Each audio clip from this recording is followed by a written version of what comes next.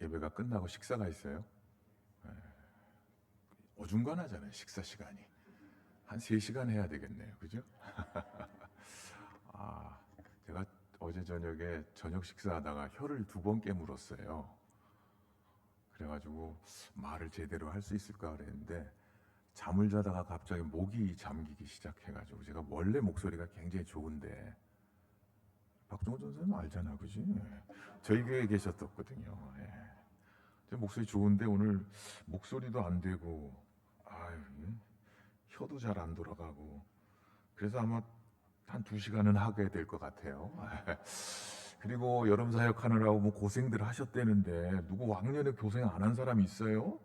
뭔 위로해야 위로해는 헌신을 하고, 저 죽을 각오로 섬기겠다 이런 거 해야 되는데 라고 생각하면 안 되죠, 그죠? 아, 제가 학교 벤치에 주로 나가서 앉아 있어요, 노느라고. 그리고 지나가는 학생들에게 시비를 걸어요. 근데 제 조교가 저한테 이렇게 오더니, 교수님, 저 살기 힘들어요.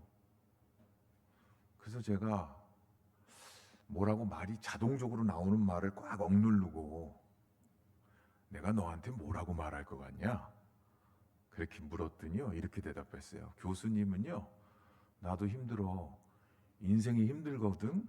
원래 라이프 이즈 베리 터프야. 그럴 거라는 거예요.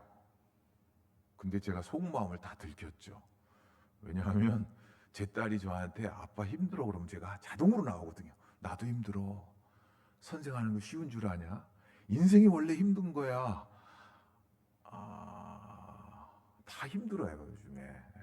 선생도 힘들고 학생도 힘들고. 제자 중에 하나가 우리 신학생들 중에 좋아하는 이렇게 아름다운 교회 같은 훌륭한 교회에 사역자로 나가게 돼갖고 너무 기뻐서 저한테 얘기했어요. 교수님, 저 어느 교회에 이제 사역을 하게 됐어요. 한 달 후에 만났어요. 제가 어떻게 지내니? 그랬더니 이렇게 대답했어요. 교수님, 슬퍼요. 죽고 싶지는 않은데요, 살고 싶지도 않아요. 요즘 힘든 분들이 너무너무 많아요. 그죠? 그리고 또 선생하는 건 더 힘들어요.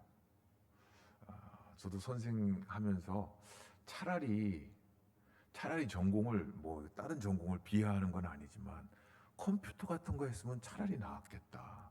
그냥 기계하고 얘기하면 되잖아요.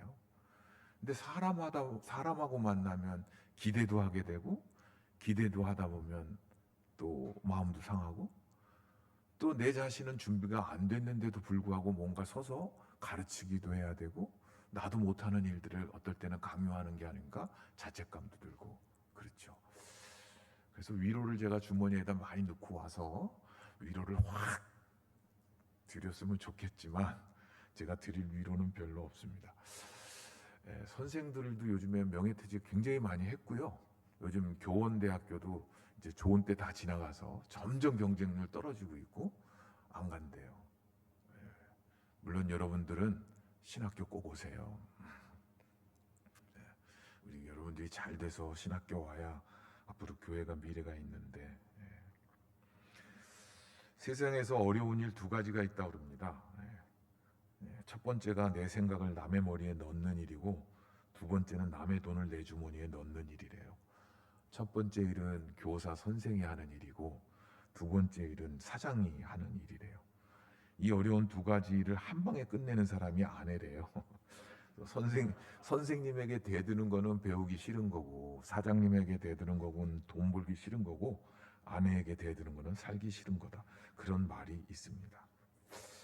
교사도 꼭 어려운 일에 들어가 있습니다. 특별히 교회 교사는 이게 휴식이 없어요. 방학도 없고, 죽어서 나가거나 병들어 나가거나 이민 가거나 그러기 전에는 평생 교사하래. 저는 그런 분들 많이 봤어요. 한 10년쯤 교사하다가 완전히 번아웃 돼가지고 교회를 떠나간 사람들도 봤거든요. 그런데 우리 교사는 뭐 하는 사람들인가? 교회에서 오늘 에베소서 2장 8절 9절에 보면 너희가 그 은혜를 인하여 로 말미암아 믿음으로 구원을 얻었나니 이것이 하나님의 선물이다, 그렇게 말씀합니다. 우리가 선물을, 구원을 줄 수 있다면 참 좋겠지만, 구원을 만나고 예수님을 만나고 하나님을 만나기 전에 선생님을 만나요.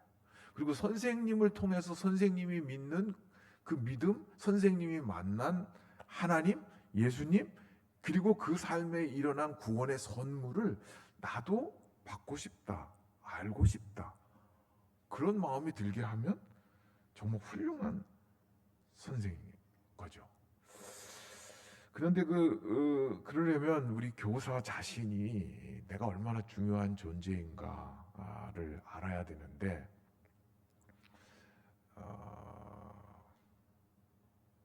때로는 부속품처럼 이렇게 느껴질 때가 있잖아요. 제가 어느 인터넷에 글을 보니까 한국의 골동품 수집가인 안 씨라는 사람이 있었는데요. 92년, 93년도에 중국에서 이 홍도관이라는, 홍도관 뭐냐면 이 붉은색으로 띈 이 꽃병 같은 건데, 그거를 하나 동네 시골에서 샀대요. 중국에서. 그걸 사갖고 한 10년 정도 갖고 있다가 그거를 석씨라는, 성이 석씨인 사람에게 팔았고, 그거를 또 김씨라는 사람에게 판매했고, 김씨는 조씨라는 사람에게 이게 10몇 년에 걸치면서 팔았어요. 근데 그 가치는 아주 싸게 산 거여가지고 그거를 신문지에 말아가지고 이민용 가방에 넣어서 한국으로 들어올 때 2005년도에 갖고 들어왔대요. 그리고 자기 집 TV 옆에다가 그 꽃병을 그 홍도관이라는 그거를 이렇게 놔두고 TV를 보고 있던 어느 날 그 화병이죠. 이거에 쓰여져 있는 글자가 좀 보이더라는 거예요. 뭔가 좀 심상치가 않다. 그래서 그거를 전문가에게 감정을 했어요. 3,000년 전 거. 3,000년 전 거. 여러 군데 확인을 했는데 1,500억 가치가 있다는 거예요. 근데 아직까지는 팔았다는 말은 없어요. 아직도 계속 그게 진짜인지 아닌지를 확인하는지는 모르겠어요. 1,500억 원 가치가 TV 옆에 아들 장난감 집어넣고 있던 것에 그냥 있었다는 거예요. 우리가 아이들을 바라볼 때 이 아이가 그만큼 가치가 있는 작품이다, 그렇게 생각할 수 있죠. 그렇게 생각하려면 우리 선생님 자체가 그렇게 귀중한 사람이란 걸 알고 있어야 되죠. 저는 저희 집에 장수진 목사님도 우리 교회에 계셨었는데, 우리 집에 오면, 우리 집 입구에 딱 들어오면 큰 이 사진이 하나, 이 그림이 하나 있어요. 한국 민속 화가 가운데 해촌 김학수 선생님이라고 한강 전도를 그리신 분이에요. 강원도부터 김포까지 해서 350m짜리 예술을 잘 모르는구나, 이 분당은. 그분이 저희 아버님 스승님이셔갖고 이북에서, 그래서 아버님의 아들이죠. 제가 저희 아버님의 아들이잖아요. 결혼의 화를 그려주신 거예요. 저희 집 가보죠. 거기 홍인종, 박은주 이렇게 축 결혼기념 두루미 2마리 있고 소나무 있고 바다가 이렇게 있는 그림이 있습니다. 저는 그 작품을 볼 때마다 막 가슴이 뛰고 감사해요. 우리 집 가보로. 근데 우리 아들 딸은 전혀 관심이 없어요. 엄마 아빠가 그렇게 결혼해서 자기들이 나온 걸 모르고, 가치를 모르면 아무리 중요한 작품을 갖고 있어도 그걸 잘 모르죠. 오늘 하나님의 말씀은 그리스도인은 하나님의 선물로 은혜로 주시는 구원을 받은 사람이다.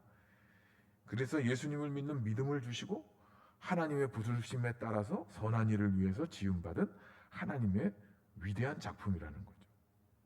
그 위대한 작품이라는 거를 에베소서 2장 10절을 공동 번역은 이렇게 번역했습니다. 우리는 그가 만드신 바라 그리스도 예수 안에서 선한 일을 위하여 지으심을 받은 자니 이 일은 하나님이 전에 예비하사 우리로 그 가운데 행하게 하려 하심이라. 공동 번역은 우리는 하나님의 작품입니다. 곧 하나님께서 미리 마련하신 대로 선한 생활을 하도록 그리스도 예수를 통해서 창조하신 작품입니다. 그렇게 말씀을 번역했어요. 옆에 있는 분들 보세요. 하나님의 위대한 선생님 작품. 하나님의 작품이죠. 내가 하나님의 작품인 걸 알 때 이 하나님의 작품이다 이 헬라어 단어는 창조라는 의미를 갖고 있어요. 시를 영어로 얘기할 때 포임이라는 단어를 쓰는데 이 시가 이 헬라어의 포이에마라는 단어에서 왔어요. 이게 뭐냐 하면 하나님의 작품인데 그냥 작품이 아니고 걸작품, 위대한 작품, 탁월한 작품, God's masterpiece, 창조자의 탁월한 솜씨, His workmanship, 이렇게 영어 성경은 번역을 했습니다. 우리 자신이 하나님의 작품일 뿐만 아니라 우리에게 맡겨진 생명들이 하나님의 작품이죠. 그래서 하나님의 위대한 작품이라는 것을 바라봐야 되는데 우리가 세상을 바라보고 우리 자신을 바라보고 때로는 세상에서 일어나는 일들을 바라보면 이상한 사람들이 많아요. 저것도 하나님의 작품일까? 그런 생각이 들기도 하고요. 아픈 사람들도 많이 있어요. 병이 들어서 저건 손상된 작품 아닌가? 그런 생각이 들 때도 있어요. 하나님의 선한 작품일까? 의심이 들 때도 있어요. 내 자신을 바라보면서도 그런 생각이 들 때가 있습니다. 습작용인가? 연습용인가? 그리다가 잘못 그린 거 아닌가? 그러면서 낙심이 되죠. 저희 장신대 오시면 뭐 다음 주에도 우리 이재영 교수님 오신다고 광고를 했는데 위대한 교수님들이 참 많아요. 그 중에 작년에 은퇴하셨는데 박정광 교수님이라는 분이 계셔요. 그런 분들은 남들이 자기가 작품이란 거를 열등감을 느끼도록 하는 분이에요. S 모델을 나오셨어요. 영문과를 나오고 대학원을 나오고 하버드 대학을 나오고 우리 장신대도 졸업하셨지만 케임브리지 이런 대학 나오고 프린스턴 이런 아주 세계적인 대학만 나왔어요. 짜증이 나잖아. 근데 거기다가 또 찬양곡까지 막 써. 그런 사람은 하나님께서 한 사람 정도만 만들어 놓은 거고 나머지는 그냥 괜찮은 작품, 거긴 위대한 작품. 근데 그분이 쓴 곡 가운데 이런 곡이 있어요. 제가 목소리가 돼야 되는데 이게 형제의 모습 속에 보이는 하나님 형상 아름다워라 존귀한 주의 자녀 됐으니 사랑하며 섬기리. 아이들한테 잘 못 가르쳐도 내 자신을 하나님의 형상으로 아이들을 하나님의 형상으로 볼 수 있다면 하나님의 작품으로 이제 비춰질 거예요. 그래서 이 하나님의 작품으로 우리를 만들고 우리를 통하여서 하나님의 작품으로 잘 드러나도록 해야 되는데 그 이유는 뭐냐면 오늘 말씀해 보면 선한 일을 하도록 예수를 통해서 창조하신 작품이다. 그렇게 됐어요. 그냥 가만히 있음으로 해가지고 사람들에게 빛나게 한 목적이 아니고 그 인생을 통해서 사람들에게 선한 일을 동기를 부여하고 일을 하도록 한다. 빌립보서 1장 6절에 보면 너희 안에서 착한 일을 시작하시니가 그리스도의 예수의 날까지 이루실 줄을 우리는 확신하노라. 우리 속에서 착한 일을 시작하셨어요. 교사 아무나 하겠어요. 제가 이민교회에서 부교육자로 있을 때 저희 집사님 두 분이 이렇게 이야기를 하다가 저한테 이렇게 얘기를 하는 거예요. 목사님, 요즘은 아무나 목사하죠. 목사님도 목사 되셨잖아요. 제가 얼마나 이 모든 말을 다 품어줄 수 있는 사람처럼 보이면 그런 위대한 진실을 막 이야기를 하겠어요? 그래서 네 그렇죠. 뭐 저 같은 인생도 목사가 됐는데 다 목사 되지요. 그리고 집에 와서 그날 한잠도 못 자고 그 다음날 일어나고 수영 깎다가 확 비었어요. 이제 아무나 목사가 되냐? 여러분, 아무나 목사 되지는 않아요. 하나님께서 누구나 목사는 될 수 있지만 아무나 되는 건 아니에요. 그 누구나 목사가 된다는 건 뭐냐면 하나님이 부르셔야 되고, 하나님이 부르시면 무슨 일을 하게 하냐면 선한 일을 하도록 하는 거예요. 목사라는 타이틀 자체가 그런 게 아니죠. 마찬가지입니다. 교사도 여러분 막 그냥 강요해갖고 막 억지로 초청하고 그래갖고 억지로 교사하시는 분들도 계시죠. 그죠? 제일 많이 배우는 방법은 선생을 해보면 배워요. 어떨 때는 설교하다가 본문을 깨닫기도 하고요. 똑같은 강의를 한 10년 했는데 10년 하다가 이 개념을 내가 잘못 가르쳤네. 그런 놀라운 깨달음이 있을 때가 있어요. 가르치다 보면 그 가르치는 게 나한테 오기 때문에 내가 복을 받는 거예요, 사실은. 그래서 너희 안에서 착한 일을 시작하셨어요. 이 교사 어떻게 돼서 시작한지 모르지만 착한 일을 시작하신 분은 하나님이세요. 그리고 그리스도 예수 안에서 언젠간 반드시 그 일을 행하실 거예요. 메시지 성경은 뭐라고 번역했냐면, 여러분 안에 이 위대한 일을 시작하신 하나님께서 그 일을 지속하셔서 그리스도 예수께서 오시는 그날에 멋지게 완성하실 것을 나는 조금도 의심치 않습니다. 저는 어렸을 때 부모님은 부모님이 다니시는 이북 분들 주로 다니시는 영락교회를 다니셨고, 저는 동네 교회를 다녔어요. 머니까. 근데 동네 교회를 가면, 지금은 이제 잘 모르지만 좀 길게 할 거예요. 오늘 마음 편하게 가지시고 그냥 주무셔요. 위로를 해드려야 되니까, 위로가 되려면 이거 불 조금 조도를 낮추면 주무시는데 도움이 돼요. 이렇게 교회 오면 아까 헌금 이렇게 했잖아요. 그때는 이제 교실이 없으니까 이렇게 분반 공부를 전체에서 이렇게 하는 거예요. 그럼 막 돗대기 시장처럼 막 선생님들이 얘기를 해요. 거기서 이제 헌금을 받으면 헌금을 출석부에다가 기록을 해요. 홍인종 10원, 홍인종 10원. 그러면 이제 각 반에 헌금위원들이 헌금을 들고 애들이 쭉 나와서 이제 그걸 하는 거죠. 근데 맨날 10원씩 했는데 어느 날 5원. 선생님이 이렇게 쳐다보더라고. 근데 그 5원이 왜 5원이냐? 어머님 분명히 10원 줬거든요. 근데 유혹이 많아요. 시장가를 지나가야 돼. 시장가를. 근데 그 선생님 눈빛을 제가 잊을 수가 없어요. 그럼이 저를 쳐다보시던 그 안타까운 눈빛. 이놈이 분명히 이 횡령했는데, 너 횡령했지 그러면 상처받을까봐. 이게 심증은 있는데 물증은 없고, 그래서 안타까운 눈빛으로 저를 이렇게 바라보던 그 눈빛. 그게 교사의 마음이죠. 내가 옳음을 증명하는 게 교사가 아니고 이 아이가 혹시나 상처받지 않을까. 제 아들이 헌금을 1불씩 줘서 보냈어요, 유학 시절에. 근데 어느 날 봉투만 있는 거예요. 그 1불이 어디로 갔을까? 제 속에 딱 떠오르잖아요. 제가 횡령해 먹어서 봤으니까 알잖아요. 이놈이 돈을 뺐구나. 분명히 헌금 봉투에다 넣어서 줬으면 헌금을 해야 되잖아요. 그러나 마음에, 제 생각에는 얘가 그랬을까 그랬는데, 어떻게 했냐? 자기가 헌금을 빼서 돈을 넣었다는 거야. 봉투채 내가 넣으라고 그랬는데. 심증은 있지만 물증이 없을 때는, 악함이 증명되기 전까지는 선한 의도로 본다. 그럴 수 있잖아요.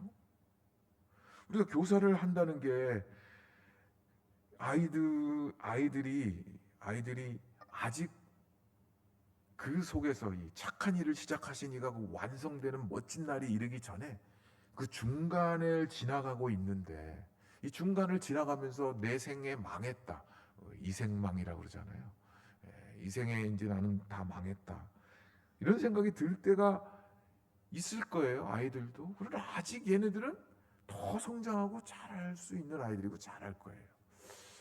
자, 여러분들은 이제 분당은 거의 강남이잖아요, 그죠? 저는 강북에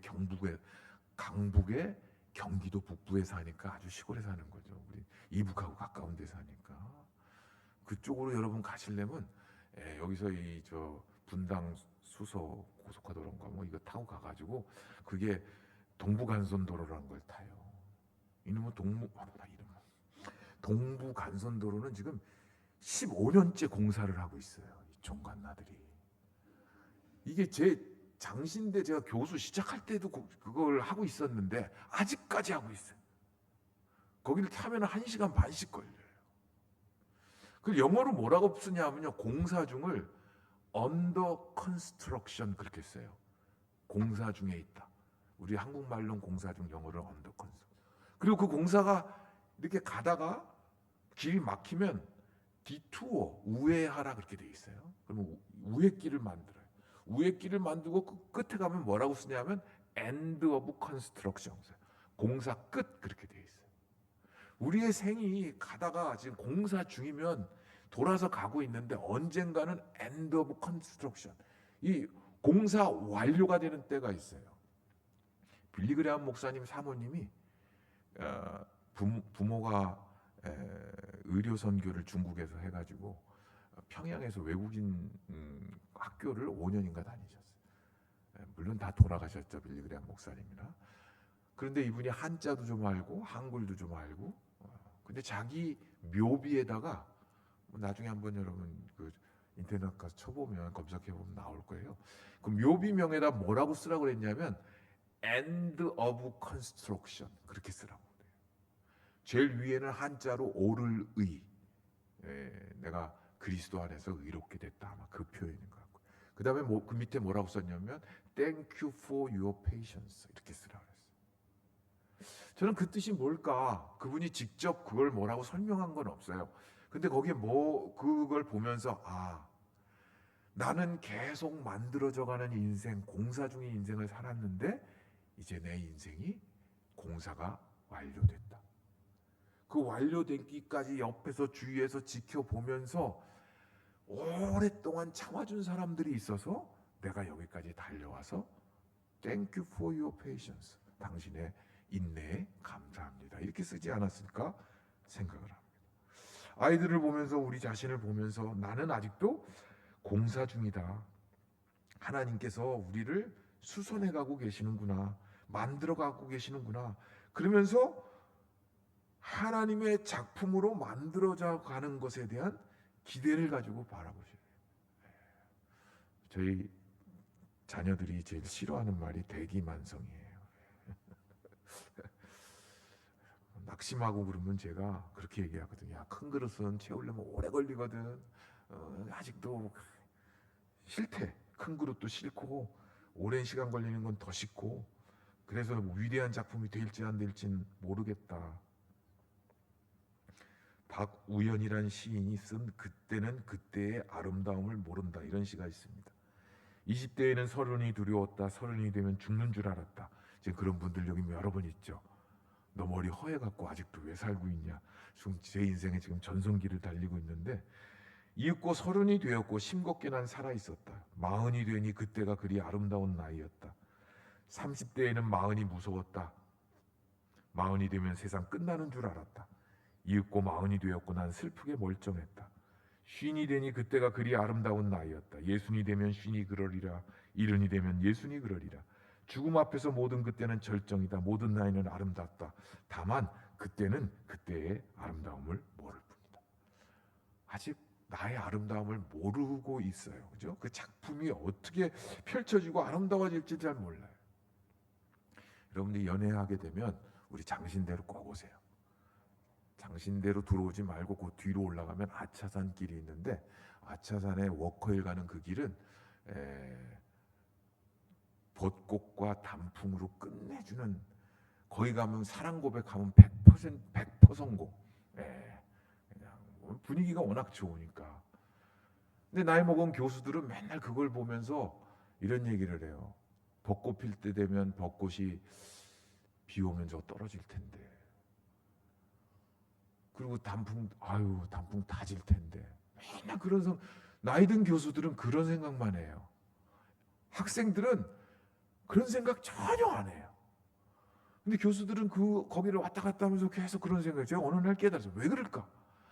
청년들은 자기들이 꽃이야. 자기들이 빛나고 있어. 그러니까 자연을 볼 여유가 없어요. 왜냐면 내가 빛나고 멋있고 그런데. 근데 이제 나이 든 사람들은 자기가 지는 해란 걸 알아요. 그래서 자연을 보기 시작해요. 그리고 자연에 대해서 감탄하죠. 우리 이면지 전도사님 작년에 올해 결혼했지. 제수후에 들어왔어요. 여기 다 우리 동문들만 있어요. 결혼 생활도 마찬가지예요. 예수님께서 주례사로 하신 창세기를 인용해서 하나님이 남자와 여자를 만들었고 둘이 하나가 되게 하셨다. 하나님께서 짝지어 주신 것을 사람이 나누지 못한다. 그렇게 번역한 거를 메시지 성경은 이렇게 번역했어요. 그러므로 남자는 부모를 떠나 아내와 굳게 맺어져 한 몸이 된다. 더 이상 둘이 아니라 한 몸이다. 남자와 여자의 이 유기적인 연합은 하나님께서 창조하신 것이다. 그러니 누구도 그들을 갈라놓아서 그분의 작품을 모독해서는 안 된다. 결혼도 하나님의 위대한 작품인 거예요. 작품과 작품들이 만나가지고 하나님께서 하나 되게 만들어 놓은 것을 갈등하고 분리하는 것은 오히려 하나님의 작품을 모독하는 것이다. 그렇게 말씀하고 있습니다. 그래서 우리가 만나는 일상생활에서 만나는 우리가 주일학교에서 만나는 아이들, 위대한 하나님의 작품으로 바라보는 것입니다. 명곡 음악을 감상하듯 감동적인 명화 그림을 바라보듯 멋진 조각상 건축물을 바라보듯 위대한 자연을 바라보며 감탄하듯 대하여야 할 것입니다. 요즘 정신이 조금 이상한 분들이 많이 있다고 그러잖아요. 근데 어느 날 보니까 제 자신도 그렇게 제 정신이 아닌 것 같아요. 근데 여러분이 뭐 정신 건강 체크하러 가려면 병원 가서 돈 많이 낸다고 그래봐야 여러분들이 셀프 리포트, 여러분들에게 질문한 거에 대한 답을 하는 거지, 뭐 피검사 해갖고 정신 건강이 뭐 이렇게 나오고 그러지는 않아요. 그래서 간이 정신 건강 체크가 있어요. 첫 번째, 여러분 뭐 부모나 할머니, 할아버지나 이런 분들 치매가 오거나 그럴 때 묻는 질문이에요.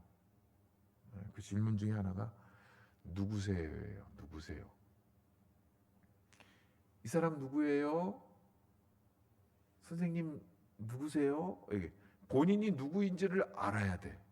근데 딸 보고 이 사람 누구냐고 묻고 잘 아는 사람 이름을 못 부르고 그러죠?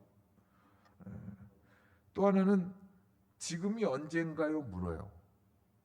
오늘이 며칠이에요? 지금 대통령 누구예요? 그러면 70년, 80년 이렇게 얘기하거나, 그 다음에 자기가 있는 장소를 몰라요. 여기가 병원인지 집인지 어딘지 몰라요. 가장 중요한 핵심 뭐냐면 정체성이거든요. 나는 누구다. 내 이름은 무엇이고 내 가족은 누구고, 나이를 먹으면 이름도 자꾸 까먹는데요. 그렇죠? 그래서 그리고 지금이 현재가 어떤 때이고, 그리고 내가 있는 머무르는 장소, 그래서 인간과 시간과 공간에 대해서 분명한 정체성을 갖고 있어야 돼요. 예수 그리스도 안에서 구원받은 나는 하나님의 자녀된 특권을 가진 자요. 하나님께서 내게 귀한 사명을 맡아서 내가 교사의 직분을 하는 사람이요. 내가 맡겨진 자녀들과 아이들을 하나님의 작품으로, 위대한 작품으로 만들어져 가고 있음을 바라보는 사람이고, 그 일을 위해서 내가 교회에서, 내 일터에서 그리스도의 증인으로 살아가는 사람입니다.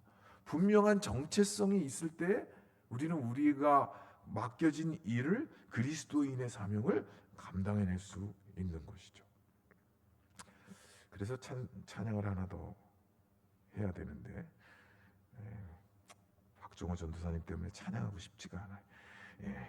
십자가 그 사랑 멀리 떠나서 무너진 나의 삶 속에 잊혀진 주은혜, 돌 같은 내 마음 어루만지사 다시 일으켜 세우실 주를 사모 사랑합니다. 더 올려야 되겠다. 주 나를 보호하시고 날 붙드시리. 나는 보배롭고 존귀한 주님의 자녀라.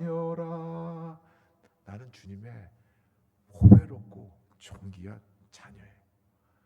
내가 그거를 인정 못하더라도 하나님의 말씀을 이렇게 말씀하고 계세요. 너는 나의 작품이다. 너에게 착한 일을 시작했다. 너를 위대한 작품을 만든 것은 너를 통하여서 선한 일을 하기 위함이다. 그 선한 일을 여러분들께서 교사의 역할을 감당하고 있는 것입니다. 고전적인 회복 탄력성 연구 가운데 그 하와이 카우아이 섬 연구라는 게 있습니다. 보통은 이제 그 당시만 연구하면 단기간이지만 몇십 년을 연구하면 종단 연구라고 이렇게 표현하는데, 하와이 카우아이 섬에 약 2만 명 정도 인구가 있는데 1955년생 833명 전수를 조사를 한 거예요.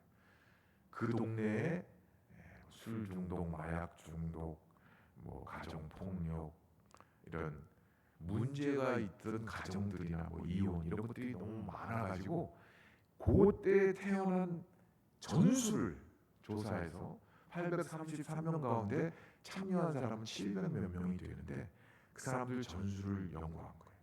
연구해서 보니까 마약 중독, 가정 폭력, 뭐 감옥에 간 사람, 부부가 헤어지고 자녀를 유기하고 도망간 사람, 이런 사람들의 자녀들은, 이런 사람들은 잘못됐을 것이다.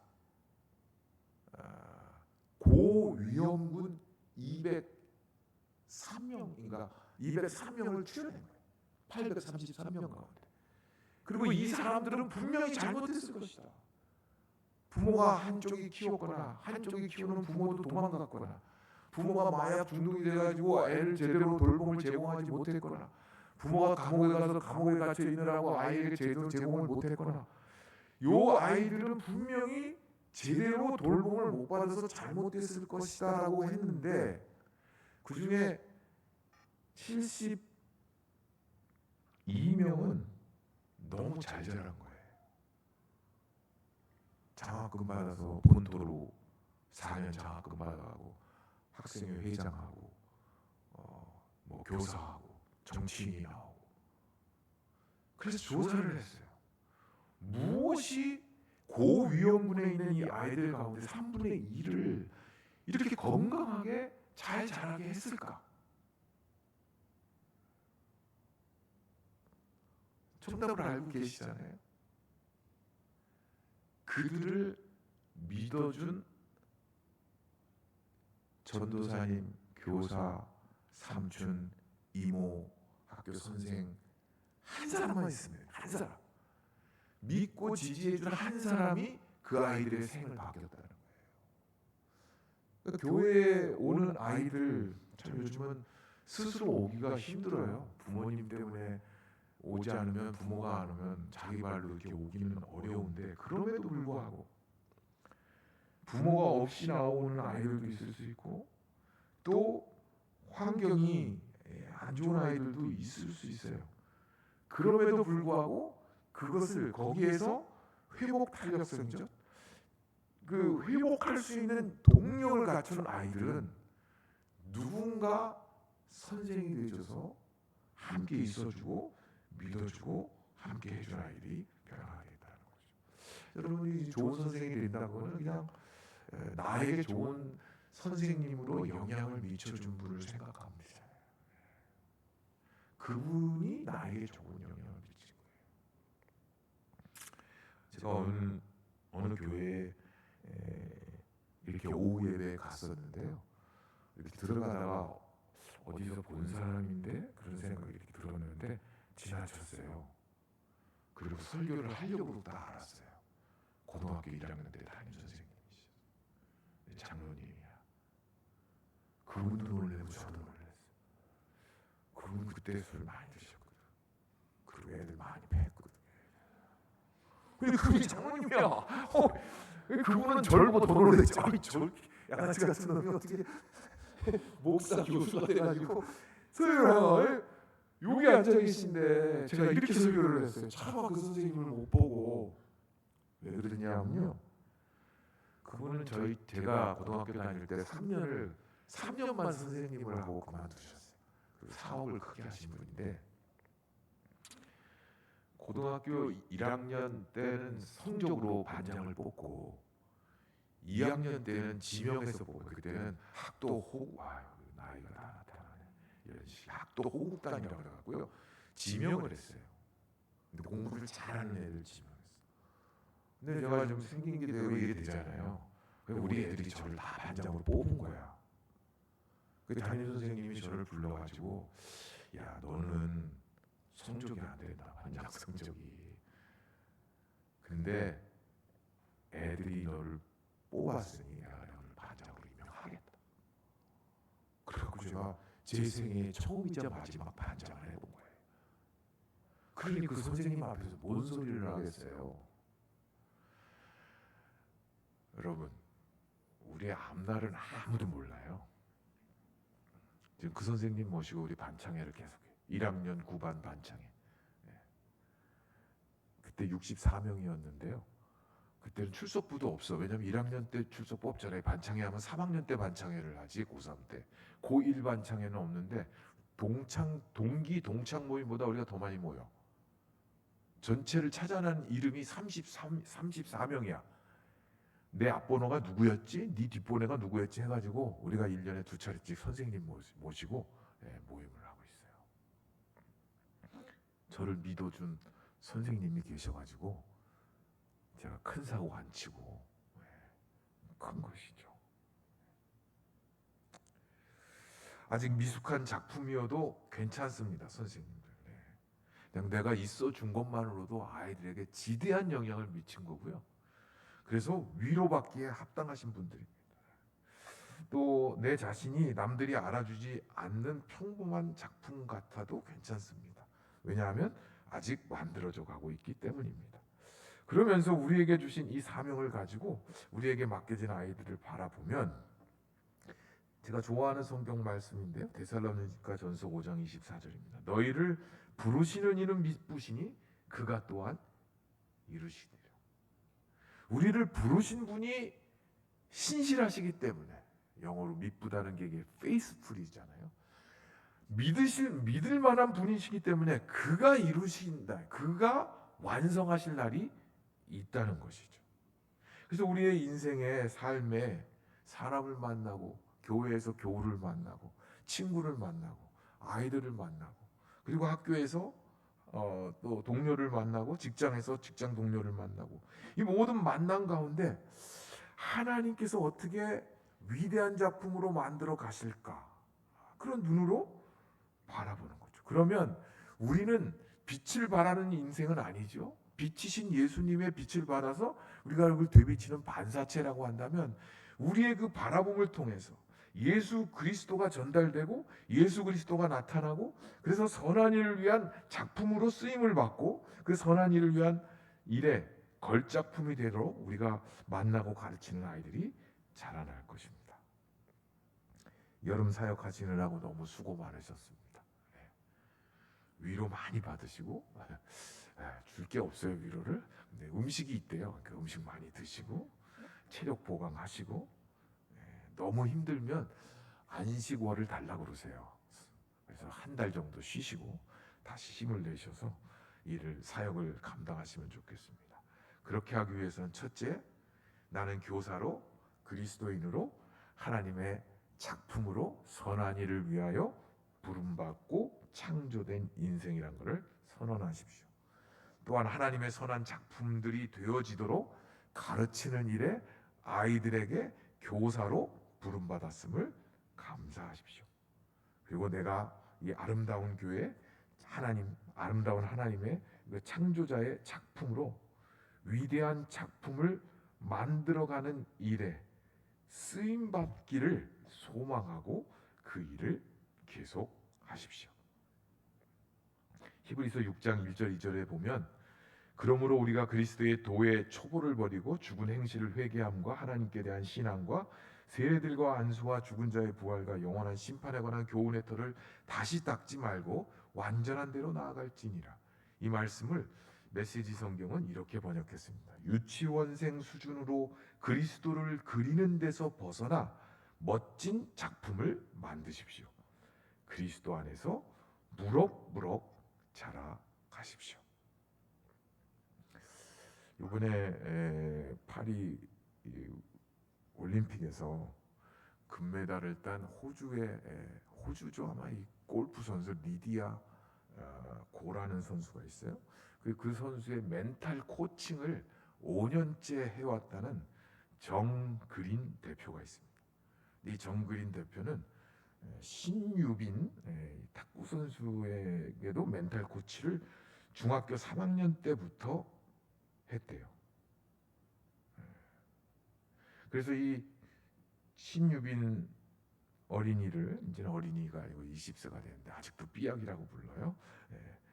호기심이 많고 도전과 설렘을 좋아하고 자신의 탁구를 정말 사랑하는 선수라면서 이 올림픽에 나가기 전에 자신이 어떤 감정을 갖고 있는지 떠올리게 하고 무엇이 즐거움과 만족감을 느끼는지를 스스로 알게 해서 자신감을 높이는 방향으로 코칭을 진행했다.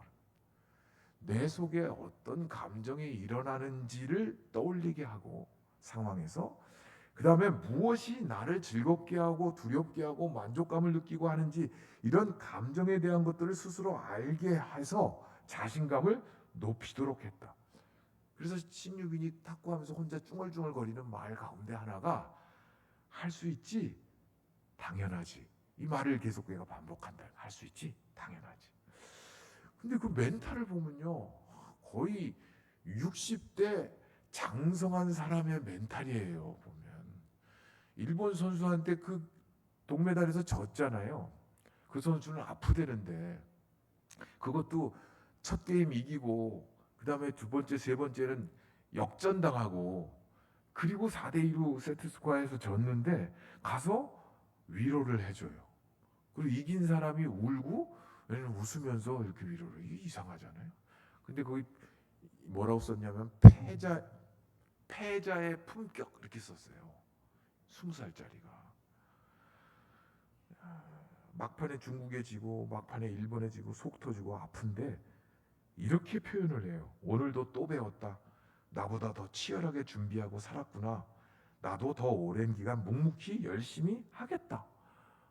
어떻게 20살 멘탈이 이런 말을 할 수가 있어요? 그런데요. 기자들이 물었대요. 게임을 계속 하는데 18게임인가 하여튼 계속 얘가 혼합 복식 들어가 또 단체전 들어가 개인 대회 나가 계속 뛰면서 혹시 부상 정도는 없냐? 몸 상태가 어떠냐? 이렇게 물었더니 괜찮아요. 선수들 원래 다 아파요. 안 아픈 선수는 없어요. 언니들도 다 아파요. 여러분 아픕니다. 교사해도 아프고요. 교사 안 해도 아프고 사는 게 아프고 힘들고 외롭고 그래서 요번에 돌아와서 진단을 받으니까 여기 팔 염증으로 인해서 지금 한 달간 재활훈련 받고 있어요. 뭐 저한테는 전화한 건 아니고 제가 다 이렇게 다 보고 알았어요. 우리 삐약이도 아파요. 예수님만 믿으면 딱 좋겠는데 그래도 얼마나 마음이 고운지 이 은혜 선수가 기도하자 그러니까 같이 기도하잖아요. 셋이. 근데 웃으면서 내가 해준다 그러면서 이렇게 웃으면서 기도하는 모습이 셋이 기도하는 게 이렇게 찍혔어요. 모두 다 힘들고 모두가 아프지만 치열하게 준비해서 경쟁해서 그런데 그 승부 결과에 원하는 결과가 안 나왔지만 상대방에게 박수를 보낼 수 있는 당당함과 겸손함 그거는 자신에 대한 성숙함이 있기 때문이 아닐까 그런 생각을 합니다. 오늘 본문 말씀은 우리는 하나님의 작품입니다. 하나님께서 미리 마련하신 대로 선한 생활을 하도록 그리스도 예수를 통해서 창조하신 작품입니다.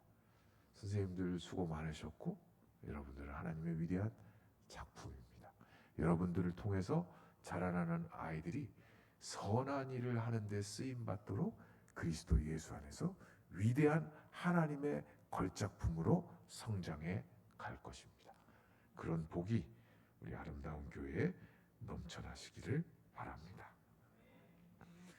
죄와 허물 많은 우리를 불러서 하나님의 자녀로 부르시고 삼으시고 우리를 교사로 삼으시고 우리를 빚어서 선한 일을 위하여 하나님의 작품으로 쓰임받게 하여 주시니 감사합니다. 지난 여름 사역과 긴 세월을 교사로 헌신하신 우리 선생님들을 위로하여 주시고 새로운 힘을 공급하여 주시옵소서. 우리가 그리스도 안에서 하나님의 작품임을 소망하며 살아가게 하여 주시옵소서.